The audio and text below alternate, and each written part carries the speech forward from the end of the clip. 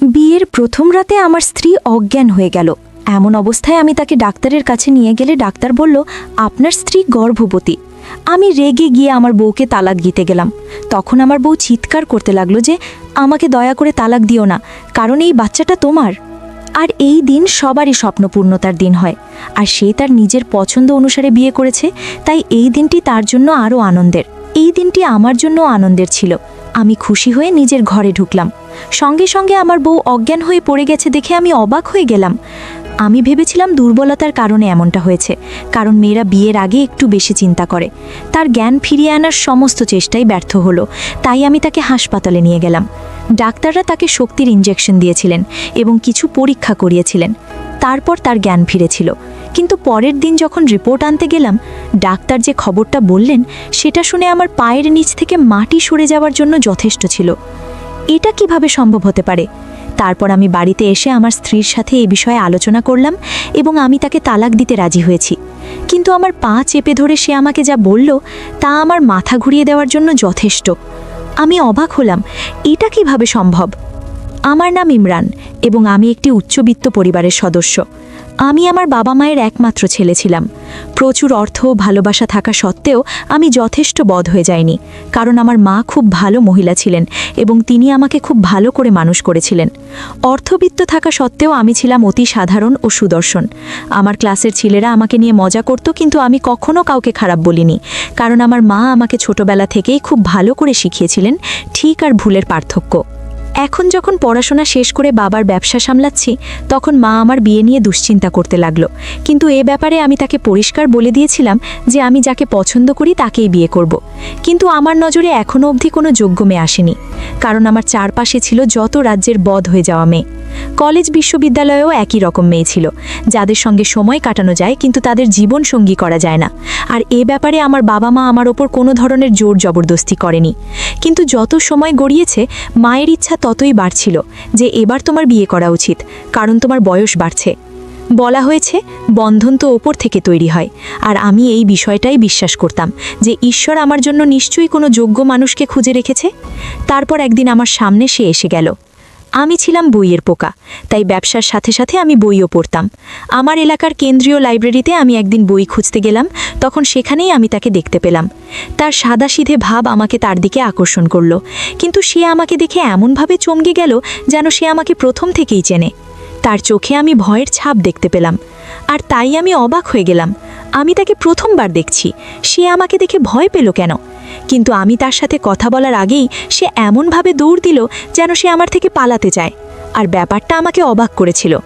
এই অদ্ভুত ব্যাপারটা আমাকে অস্থির করে আমাকে বারবার সেই লাইব্রেরিতে টেনে নিয়ে যেতে বাধ্য করলো, এবং কয়েকদিন পর আমি তাকে আবার সেখানে দেখতে পেলাম। তাই আমি তার বাড়ি পর্যন্ত পিছু করলাম। আমি খোঁজ নিয়ে জানলাম ওর নাম নবনীতা, আর তারা বেশ কিছুদিন হলো এই এলাকাতে চলে এসেছে। আর সবথেকে বড় ব্যাপার হলো সে তার মা বাবার একমাত্র মেয়ে। এর থেকে বেশি আমি আর কিছু জানতে পারিনি। আমি তো তার শীতের সাদাসিধে ব্যক্তিত্বে মুগ্ধ হয়েছিলাম। তাহলে সে আমার থেকে ভয় পেত কেন, যখন কিনা আমি তার সাথে আজ পর্যন্ত কথাও বলিনি? তার ব্যাপারে আরও জানার জন্য আমি সুযোগ খুঁজতে লাগলাম, যাতে তার সাথে কথা বলতে পারি। আর বোধহয় সে বুঝতে পেরেছিল, তাই সেই সমস্ত জায়গায় যেখানে আমি যেতে পারি সেখানে সে যেতে চাইতো না। আর তার এই দূরে পালানোর ব্যাপারটা দিনের পর দিন আমাকে তার প্রতি আসক্ত করেছিল। তারপর ভাগ্য একদিন এমন এক চমৎকার খেলা খেলল যে কিছুদিন পরে মেয়েটা আমার কোম্পানিতে প্রশিক্ষণ নিতে যোগ দিল। যেহেতু প্রশিক্ষণের ইন্টারভিউ আমি নিতাম না, তাই এই মেয়েটির আমার সামনাসামনি হওয়ার কোনো সুযোগ ছিল না। আর যেদিন সে কোম্পানিতে যোগ দিল তার একদিন পরেই আমি বুঝতে পারলাম যে আমার কোম্পানিতে সে এখন কাজ করতে আসে। আর যেহেতু একই জায়গায় কাজ করতে আসে, তাই সে আমার প্রশ্নের উত্তর তো দিতেই পারত। তাই একদিন আমি তাকে আমার কেবিনে ডাকলাম। আমাকে দেখা মাত্রই তার চোখে আমি ভয় দেখতে পেলাম। আমি তাকে জিজ্ঞেস করলাম, আমার থেকে ভয় পাও কেন তুমি? আমি তাকে এমন কিছু জিজ্ঞাসা করলাম না যার জন্য সে সেই ঘর থেকেই চলে যাবে। বাইরে গিয়ে পরের 1.5 ঘন্টার মধ্যে সে পদত্যাগপত্র আমার টেবিলে রেখে দিল। এই ব্যাপারটা তো আমাকে আরও অবাক করলো। এবার তো আমি পাগলের মতো তার পিছু করতে লাগলাম। এমনকি আমি আমার বাড়িতেও জানিয়ে দিলাম যে ওই মেয়েটিকে আমি পছন্দ করি। আমার মা তো আমার পছন্দের সব মেয়ের জন্যই যেন তৈরি ছিলেন, কিন্তু আমি এক শর্ত দিলাম, যখন সম্বন্ধ নিয়ে যাবে তখন আমার ব্যাপারে মেয়েটিকে কিছু বলবে না, না হলে সে সেখানেই সম্বন্ধ না করে দেবে। মা ঘটককে দিয়ে ওদের ঘরে সম্বন্ধ পাঠালো। আমি জানতাম না যে মা কি বলেছিল আর মেয়েটি কি বলছিল, আর কি করে এই সমস্ত কিছু শুধুমাত্র 25-26 দিনের মধ্যেই আমার সম্বন্ধ পাকা হয়ে গেল। কিন্তু সম্বন্ধ হওয়ার পরও আমি তার সাথে কথা বলার চেষ্টা করিনি, কেননা আমার মনে এক ভয় ছিল যদি আমি তার সামনে যাই তাহলে সে সম্বন্ধে না করে দিতে পারে। আর সত্যি তো এটাই, আমি তার থেকে আর দূরে যেতে পারতাম না। আমার থেকে সে এত ভয় পায় কেন, এই সব কথা আমি জিজ্ঞাসা করতে চাইতাম। কিন্তু যখন সে আমার স্ত্রী হয়ে যাবে তখন সে আমাকে কিছুই লুকাবে না। আর তার জন্য জরুরি ছিল যে আমি তাড়াতাড়ি মায়ের উপর জোর দিই। আমার মায়েরও বিয়ে দেওয়ার তাড়া ছিল, আর ওর পরিবারও সেরকমভাবে বাধা দেয়নি। তাই মোটামুটি 28-30 দিন পরেই আমার বিয়ে ঠিক হয়ে গেল। আমি এই বিয়েটা যেহেতু নিজের ইচ্ছায় পছন্দ করেছিলাম, তাই নিশ্চয়ই মনে করা উচিত মেয়েটির সাথে আমার আগে কথা হয়েছে। কিন্তু সত্যি তো শুধুমাত্র আমি জানতাম। আমি তো এটাই চাইতাম না যে তার সাথে আমার কথা হোক বা সে আমার ব্যাপারে কিছু জানে, কেননা আমার মনে ভয় ছিল যে সে হয়তো ওই সম্বন্ধটাকে বারণ করে দিতে পারে। সে আমার ব্যাপারে কিছুই জানতো না, এদিকে আমিও তার ব্যাপারে শুধু তার নামটুকুই জানতাম। আমি বিয়ের দিনের অপেক্ষা করছিলাম, আর তারপর শেষ পর্যন্ত বিয়ের দিন এসেই গেল। আর আমি ভীষণ খুশি ছিলাম, যাকে আমি চেয়েছিলাম আজ তাকে আমি পেয়ে গিয়েছি। আর সবথেকে বড় কথা হলো, আমি তাকে স্ত্রী হিসেবে গ্রহণ করার আগে তার সাথে আমি কথা বলিনি। তাই এই ব্যাপারটার জন্য আমি সবথেকে বেশি অপেক্ষা করছিলাম যে সে আমার কাছে আসুক আর আমি তার সাথে কথা বলি। কিন্তু ঈশ্বর আমার জন্য কি ভেবে রেখেছিল সেটা তো আমি জানতাম না। বিয়ের পর তাকে যখন মঞ্চে আনা হলো তখন সে আমার দিকে চোখ তুলে রাখেনি। হতে পারে সে লজ্জা পাচ্ছিল বা অন্য কোনো ব্যাপার হতে পারে, কিন্তু যখন আমাকে দেখার প্রথা ও নিয়ম পালন করা হলো তখনও তার চোখে আমি সেই একই ভয় দেখেছিলাম আর সেই অদ্ভুত অস্থিরতা, যেন সে বিশ্বাসই করতে পারছিল না যে আমি তার স্বামী। কিন্তু আমি তো ওকে একভাবে দেখেই যাচ্ছিলাম, কেননা আজ ওকে দেখার আমার পুরো অধিকার রয়েছে। আর কিছুক্ষণ পরেই বিদায়ের নিয়ম শুরু হয়ে গেল। কিন্তু প্রত্যেকটা মুহূর্তে আমি অনুভব করেছিলাম যে মেয়েটি ভীষণ চিন্তায় ছিল, আর চিন্তা থেকে সে বেশি ভয় পেয়েছিল। কিন্তু আমি তার এই ভয়টাকে দূর করতে চাইছিলাম। আমি অপেক্ষা করছিলাম যে ও আমার সাথে যেন কথা বলে, যাতে আমি তাকে নিজের ব্যাপারে পরিষ্কার বলতে পারি, যাতে তার এই ভয়টা শেষ হয়ে যায়। আমি শতভাগ বিশ্বাস করতাম আমার ভালোবাসা দিয়ে ওর মন থেকে ভয়টাকে আমি বের করব। কিন্তু আমি কি করে জানব যে এটা সেই ভয় ছিল যেটা আমার পরবর্তী জীবনটাকে সম্পূর্ণ নাড়িয়ে দেবে? বিদায় পর্বের পরে যখন তাকে ঘরে নিয়ে আসলাম, না জানি আমার মা কি নিয়ম পালন করতে লাগলো। কিন্তু ওর চোখে বেড়ে যাওয়া ভয় দেখে আমি চাইছিলাম যে তাড়াতাড়ি আমি ওকে ঘরে পৌঁছে দিই, যাতে আমি তার সাথে কথা বলতে পারি। সব রকমভাবে আমি চেষ্টা করছিলাম যে আমার দিক থেকে তার কোনো সমস্যা যেন না হয়। কিন্তু তার চোখে দেখা ভয়টাকে কিভাবে দূর করব, সেটা যে কিছুতেই দূর হতে চাইছিল না। যখন ওকে ঘরে নিয়ে যাওয়া হলো তখন আমার বন্ধুরা আমাকে ঘিরে ধরল। ওরা নিজের মতো করে মজা করছিল, কিন্তু আমি জানতাম যে এই মজাগুলো আমার জন্য নয়। নিজেকে ছাড়িয়ে তাড়াতাড়ি ঘরের মধ্যে দৌড় দিলাম। আর ঘরে পৌঁছনোর আগেই আমার মনে সেই সমস্ত কথা তৈরি করে নিয়েছিলাম যার মাধ্যমে আমি তাকে স্বস্তি দিতে পারি আর তার মাথা থেকে নিজের জন্য ভয়টাকে বের করতে পারি। আমি ভীষণ খুশি। আমি খুশি হয়ে নিজের ঘরে গেলাম, আর সে অন্য সবার মতো মাথায় ঘোমটা দিয়ে বসেছিল। ওর পাশে গিয়ে যখন বসলাম তখন ওর মুখের ভয় আমি ওর ঘোমটার বাইরে থেকেই বুঝতে পারছিলাম। আমি কাছে বসতেই সে আস্তে আস্তে কাঁপতে লাগলো, আর আমি আমার তরফ থেকে ওকে হাসি খুশি করানোর জন্য ওর হাতের ওপর হাত রাখলাম। আর তখনই ঠিক ও হঠাৎ করে কেঁপে উঠল আর পড়ে গিয়ে অজ্ঞান হয়ে গেল। ওকে এতটা ভয় পেতে দেখে আমি ভীষণ চিন্তায় পড়ে গেলাম যে না জানি আমার থেকেও কিসের ভয়। শুনেছিলাম যে মেয়েদের নিজের জীবনকে নিয়ে একটু ভয় তো থাকেই, আর কিছু মেয়ে তো ছেলেদের থেকেও বেশি ভয় পেয়ে থাকেন। এই সমস্ত ব্যাপার তো আমি জানতাম, কিন্তু কেউ এতটা ভয় পেতে পারে এটা আমি জানতাম না। কিন্তু কেউ এতটা ভয়ে কি করে থাকতে পারে যে নিজের জ্ঞান পর্যন্ত হারিয়ে ফেলে? এই ধরনের ঘটনা তো কেউই জানতো না। তাই আমি নিজের দিক থেকে অনেক চেষ্টা করেছিলাম যাতে তার জ্ঞান ফেরে, কিন্তু কিছুতেই তার জ্ঞান ফিরছিল না। তাই বাধ্য হয়ে আমি তাকে হাসপাতালে নিয়ে গেলাম। নিজের সাথে মাকেও গাড়ি করে নিয়ে গেলাম।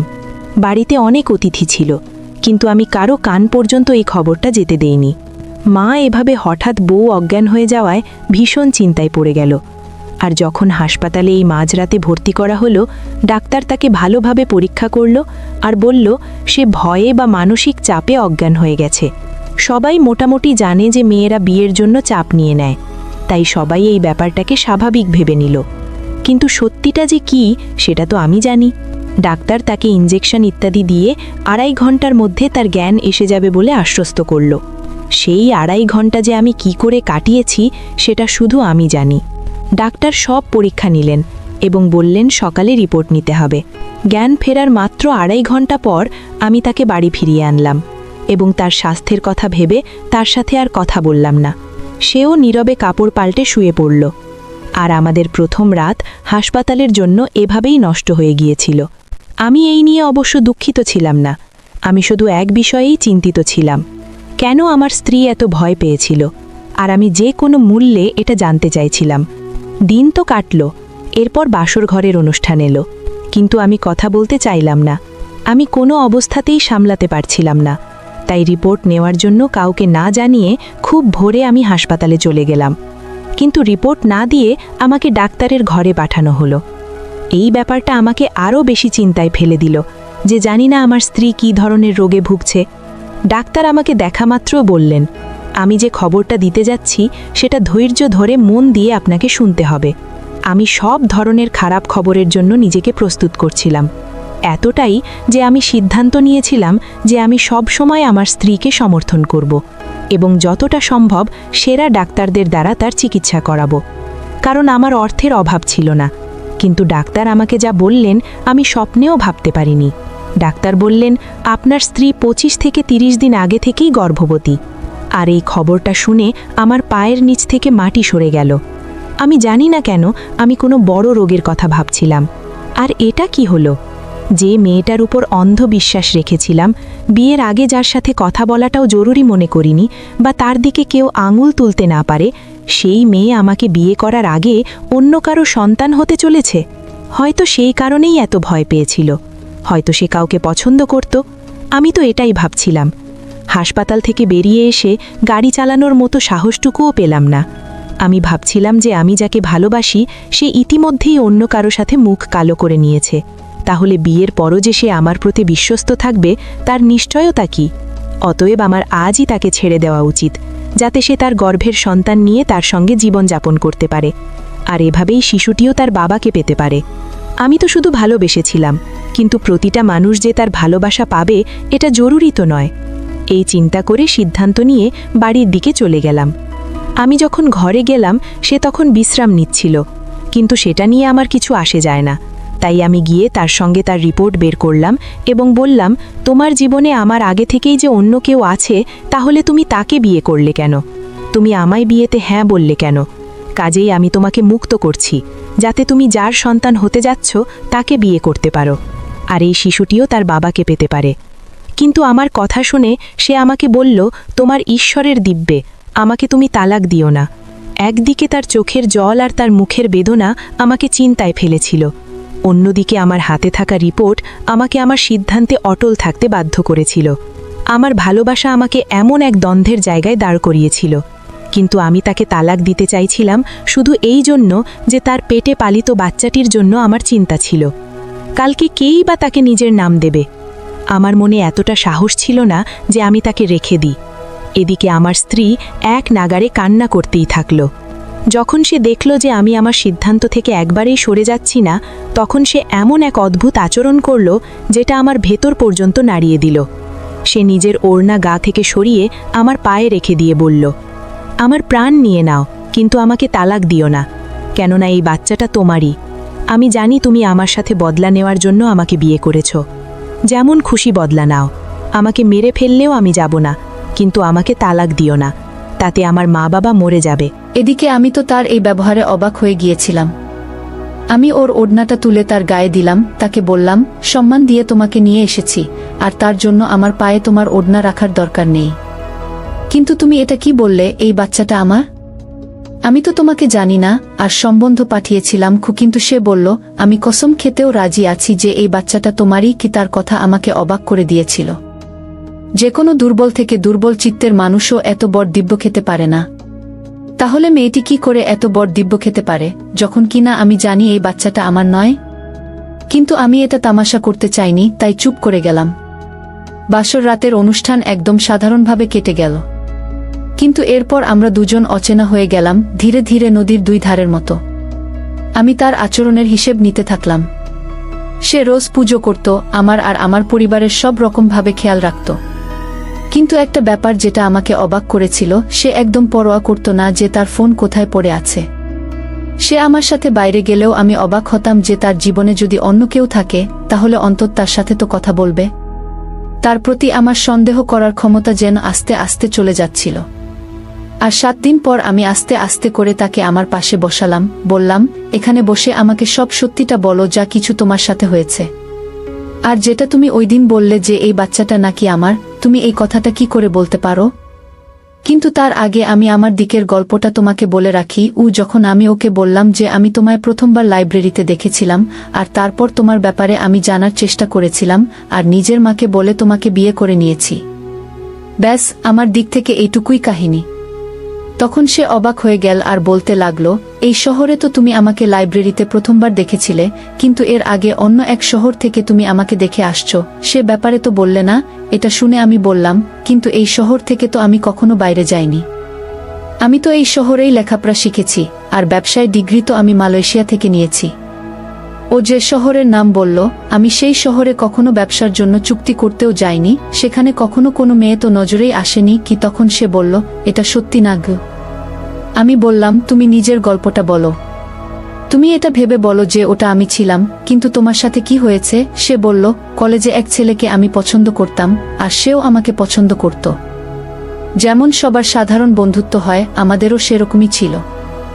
আর আমরা দুজন খুব ভালো বন্ধু হয়ে গিয়েছিলাম, কিন্তু শুধুমাত্র বন্ধু। তারপরেই বন্ধুত্বটা আস্তে আস্তে ভালোবাসায় বদলে গেল। আমার মা বাবাও এই ব্যাপারটা জানতো, তাদের কোনো আপত্তি ছিল না, কেননা ছেলেটা খুব ভালো ছিল। আর আমরা সবসময় বন্ধুত্বের সীমারেখার মধ্যে থেকেই কথা বলেছি। কাউকে না বলে আমরা কখনো দেখা করতে যেতাম না, আমাদের দেখা কলেজে হয়ে যেত। কিন্তু যখন আমার কলেজের শেষ বছর ছিল, তখন ওই ছেলেটির কিছু বাজে ছেলের সাথে বন্ধুত্ব হলো, যার মধ্যে তুমিও ছিলে। আর জানি না তারা কিভাবে ওকে নেশা করা শিখিয়ে দিল, যার জন্য সে আমাকে যে কারোর কাছেই বিক্রি করতে রাজি ছিল। আর আমার দাম পর্যন্ত সে ধার্য করল। কিন্তু আমার ভাগ্য বোধহয় সেই সময় ভালোই ছিল। আমি এই ব্যাপারটা প্রথমেই বুঝে গিয়েছিলাম যখন সে ফোনে তোমার সাথে কথা বলছিল। আমি পেছনে দাঁড়িয়েছিলাম আর সব শুনে নিয়েছিলাম। সে আমাকে প্রথমবার রাতের খাবারের জন্য নিমন্ত্রণ করেছিল। আর আমার মা বাবাও রাজি ছিল, কেন ওরা চাইতো যে ডিগ্রি শেষ হতেই আমাদের জেন বিয়ে হয়ে যায়। তাকে আমি এটাই বলতে এসেছিলাম যে আমাকে সম্মতি আমার পরিবার দিয়ে দিয়েছে। কিন্তু তার কথা শোনার পর আমি জানতে পারলাম যে এটা ডিনার ছিল না, বরং ডিনারের নামে সে আমাকে বিক্রি করতে চাইছিল। আমি মা বাবাকে বললাম, তখন তারাও ভীষণ চিন্তায় পড়ে গেল। আমরা প্রথম থেকে ভাড়ার ঘরেই থাকতাম। রাতে তার ফোনের পর ফোন আসতে থাকলো, আর আমি তাই তাকে বললাম আমার মায়ের শরীর ভীষণ খারাপ হয়ে গেছে, তাই আমি আসতে পারবো না। ওর জন্য আমি 7 দিন ছুটি নিলাম, আর আমরা 7 দিনের মধ্যে সবকিছু গুছিয়ে এই শহরে চলে এলাম। আমি ভাবলাম আমি বেঁচে গিয়েছি আর সবকিছু শেষ হয়ে গেছে। কিন্তু এখানে আমি তোমাকে দেখলাম আর চিন্তায় পড়ে গেলাম। তারপর থেকে আমি ঘর থেকে বেরোনোই ছেড়ে দিলাম, কিন্তু মা বাবাকে এটা বলে বিরক্ত করতে চাইনি। আর যখন একদিন বাজারে গেলাম, তুমি আমাকে ধরে ফেললে আর আমার সাথে খারাপ ব্যবহার করলে। তুমি আমাকে বললে যে তুমি আমার দাম আগেই নিয়ে ফেলেছ। আর আমি এই ব্যাপারটা আমার মা বাবাকে বলতে পারতাম না। আর আমার পেটে থাকা বাচ্চাটা এইভাবে এসেছে গিয়ে। এবার আমি ওকে বললাম যে আমি তো ওই দলের ছিলামই না। ও আমাকে নিজের বন্ধুর নম্বর দিল। আমি ওখানে বসে বসে নিজের পুলিশ বন্ধুকে ওই নম্বরটা থেকে বিস্তারিত তথ্য বের করালাম। আর ওই লোকটির সাথে সাথে যাদের বেশি মেলামেশা ছিল সেই সমস্ত ছেলেদের তথ্য বের করালাম। আর যখন ওদের ফোন নম্বর ও ওদের ছবি আমার সামনে কিছুক্ষণের মধ্যে আসলো, তখন ওই ছবিগুলোর মধ্যে আমি নিজের ছবি দেখে অবাক হয়ে গেলাম আর চিন্তায় পড়ে গেলাম। কেননা ওই ছেলেটা হুবহু আমার মতোই দেখতে, কিন্তু ওটা আমি ছিলাম না। আর আমি আমার স্ত্রীকে এই কথাটা বলে দিলাম। তারপরেই পুলিশের সাহায্যে আমি যখন ওই ছেলেদের ব্যাপারে জিজ্ঞাসা করালাম, তখন জানতে পারলাম যে সে নিজের মা বাবার একমাত্র ছেলে। যখন তার মা বাবার ব্যাপারে জিজ্ঞাসা করলাম আর যখন পুলিশের সামনে তারা মুখ খুলল, তখন জানলাম যে সেই ছেলেটি আসলে আমার যমজ ভাই, যাকে ওরা হাসপাতাল থেকে চুরি করেছিল আমার মা বাবার সাথে বদলা নেওয়ার জন্য। তারা জানতো না যে আমরা যমজ জন্মেছি, এমনকি আমার মা বাবাও জানতেন না যে আমরা 2 ভাই। এইসব একজন নার্স করেছিল এবং সে ছেলেটি ভুল পথে চলা শুরু করেছিল। আমার স্ত্রীর গর্ভে ওই সন্তান বেড়ে উঠেছিল। কিন্তু আমি এই খবর আমার মা বাবার কাছে পৌঁছতে দেইনি এবং তারপর স্ত্রীর গর্ভপাত করালাম। এরপর এখন আমরা খুব ভালোভাবেই জীবনযাপন করছি। আমি আমার রক্তের ভাইকে ভুলে গিয়েছি। আমরা একই মায়ের পেটের দুই ভাই হলেও সে ভুল পথে চলে গিয়েছিল। আর আজ আমরা দুজনেই আমাদের জীবনে খুব খুশি।